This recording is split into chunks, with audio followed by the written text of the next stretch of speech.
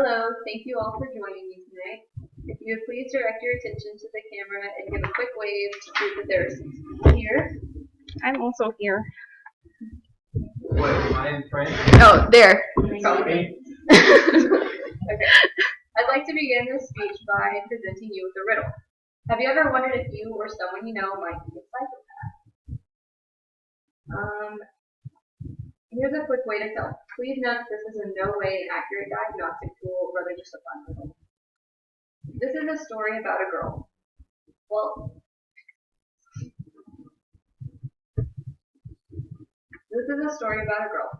at a funeral of her own mother, she met a guy whom she did not know.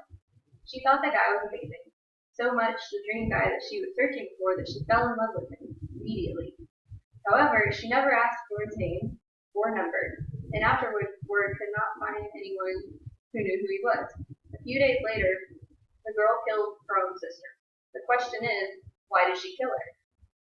Keep this riddle in mind, and the answer will be revealed at the end of the speech.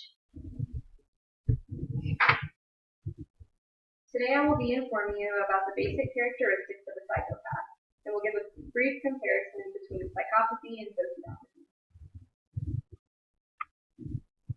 Psychopathy is often a topic that can spark our interest. But what is a psychopath? Some of the most famous psychopaths include people like Hannibal Lecter, Jeffrey Dahmer, Ted Bundy, and many more. Many of you may be familiar with the popular video game Grand Theft Auto. This gameplay is suggestive of what we call deviant, antisocial, and psychopathic behavior. The following information is taken directly from the criminology textbook by Frank Schmoliger in the chapter titled Psychoanalytic Perspective on page 67. A psychopath can be defined as an individual with a personality disorder, especially one manifested in an aggressive, antisocial behavior, and is lacking empathy. A psychopath will possess these main characteristics: superficial charm or good intelligence, which is the charming exterior they put forward in order to get what they want. Absence of delusions, hallucinations, or signs of psychosis. This simply means that their behaviors cannot be attributed to any other psychotic disorder. Absence of nervousness or psychoneurotic manifestations, meaning they are emotionally unresponsive. Inability to feel guilt or shame. This allows them to commit the heinous acts.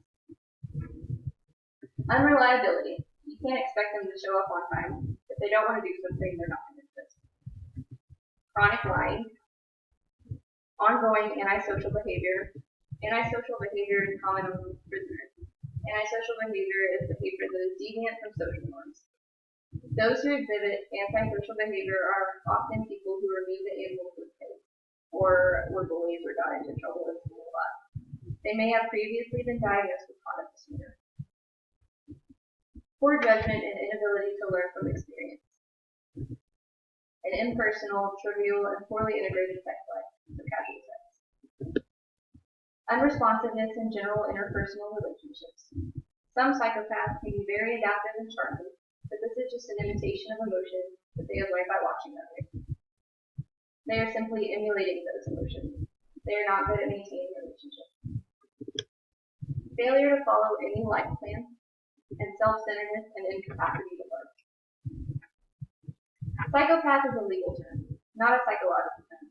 This means that psychopathy is not a psychological disorder because it is not a diagnosis in the Diagnostic and Statistical Manual of Mental Disorders, otherwise known as the DSM-5, according to the American Psychological Association. There are tools to measure the degree to which an individual possesses psychopathic characteristics. The most often tool used is the Psychopathy Checklist Revised, or the PCLR. In addition, there are other tools like the Grasnick Self-Control Index. This test is scored on a scale from 23 to 92, and those that score higher are more likely to demonstrate less self-control, which plays a role in psychopathy and to some extent, as well as in criminal behavior in general. Moving on to a brief comparison between the two terms of psychopath and sociopath. Psychopath and sociopath are two different terms that are often tossed around. When I say psychopath, you may think of someone like Dexter, the popular serial killer who justly kills other killers. sociopath, you may think of Sherlock Holmes, the self-proclaimed, high-functioning sociopath.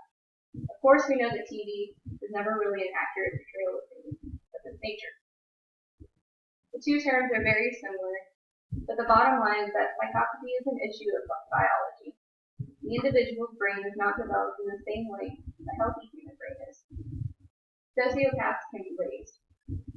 An individual can become a sociopath due to social and environmental influences.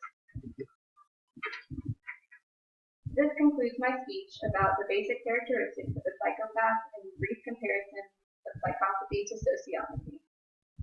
Do you remember the girl I mentioned earlier? The question was, why did she kill her sister? The answer is that she reasoned if the guy appeared at her mother's funeral, then he might also appear at another family funeral. Thank you for listening.